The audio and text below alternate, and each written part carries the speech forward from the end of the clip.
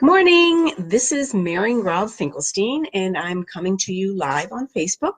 If you can't join me live, then I'm glad that you're joining us here post on the recording. So feel free to post your comments. Let me know that you're out there.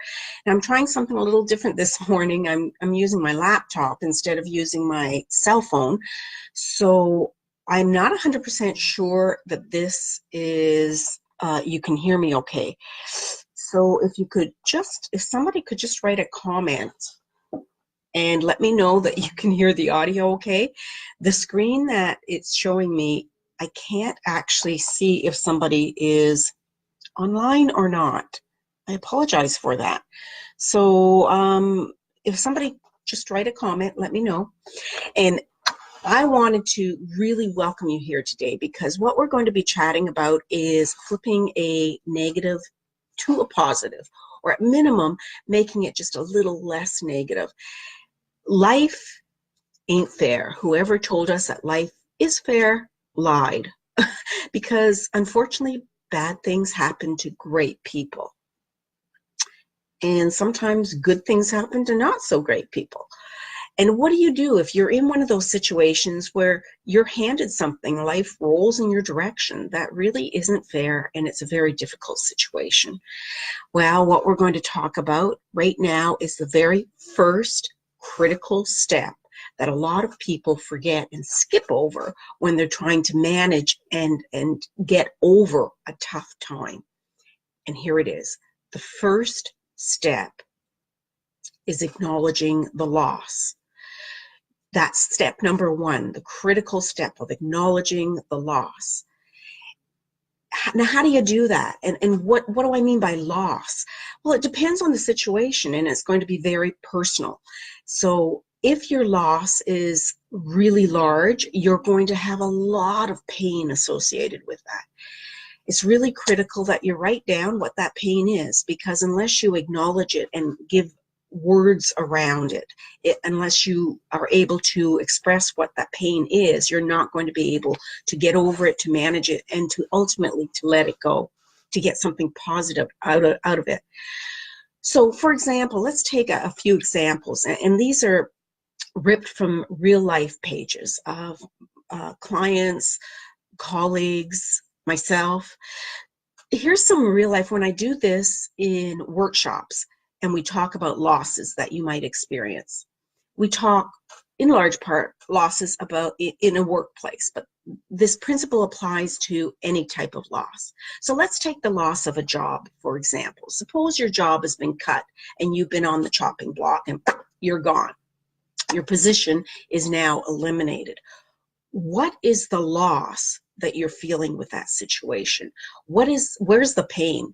Define it. Let yourself express what it is. And what I suggest is sit down with a confidant to help you pull it out. If that doesn't feel comfortable, then get a piece of paper and write them all out.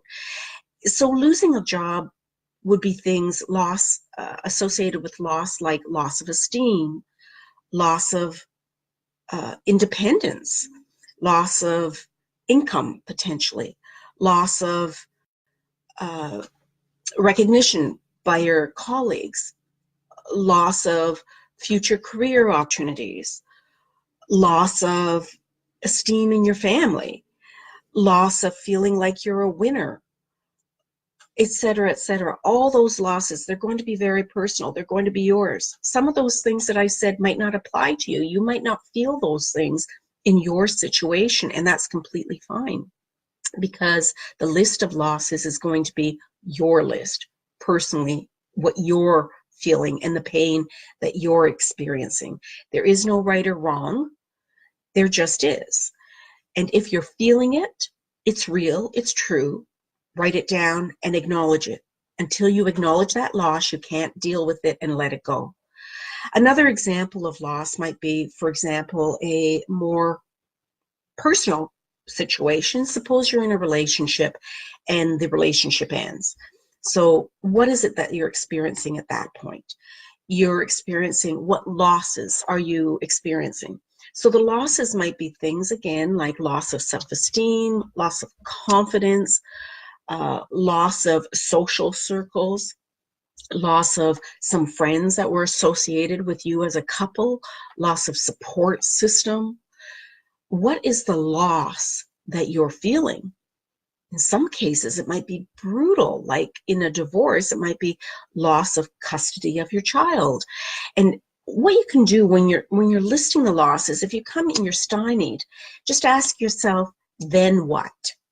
So in the case of loss of a child, then what?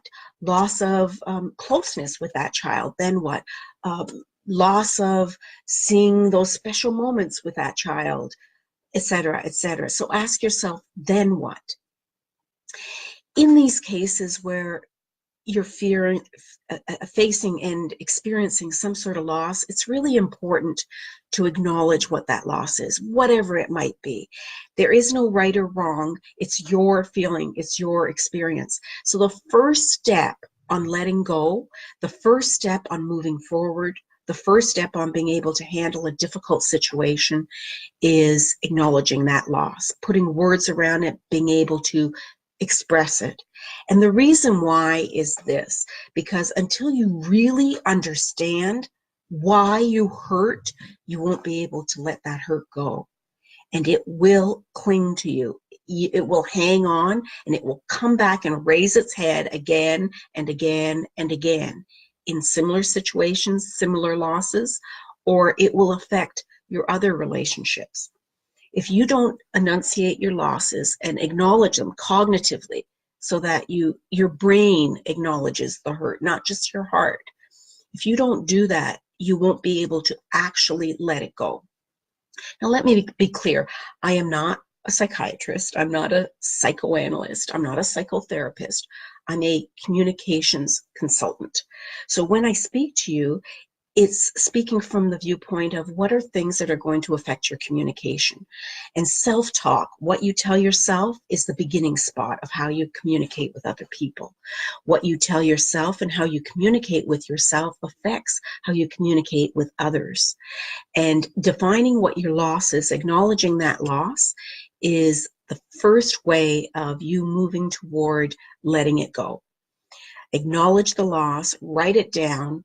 And why? Because if you don't do that, it will keep on raising its head until you actually deal with it. It's really tough to acknowledge the loss. And another way that you can apply this principle, and this is really important, is you can apply it to other people as well. When you see somebody going through a difficult time and they're having a real tough time letting go, often it's because they haven't felt validated for the pain that they feel. An example would be a couple who's arguing, and she keeps on saying the same thing over and over again. Or maybe he does. Maybe he keeps on repeating over and over again. And the other partner shuts down. They just remove themselves as their coping mechanism. They remove themselves. Well, here's a secret. If that other party acknowledged the loss and the hurt of that first party, they wouldn't feel so compelled to say it again and again and again, because it's been validated. It's been dealt with. Now you can put it aside and you can move forward. But until it's validated and acknowledged and cognitively recognized, and you put words around it, and you really become aware of what it is that's the pain is and why it hurts, you won't be able to let it go. So step number one in the whole, what I call the flip it formula, is all about acknowledging the loss. So what's your problem? Define it, put words around it, and you'll be able to let it go. That's the first step, and I will be sharing with you future steps of how to manage difficult situations and ultimately how to let them go so you can move forward and live the life that you're supposed to live without guilt or regret, and you can communicate with yourself and with others the way that you really truly deserve to. I hope that you'll be able to join me for other sessions, and feel free in the comments down wherever down there to post what you thought and give me some hearts, give me some thumbs up. Let me know what you felt was really useful to you, because that's why I do what I do. Until next time, I am Marion Grobb Finkelstein, wishing for you better communication, better business, better life. Cheers, everybody.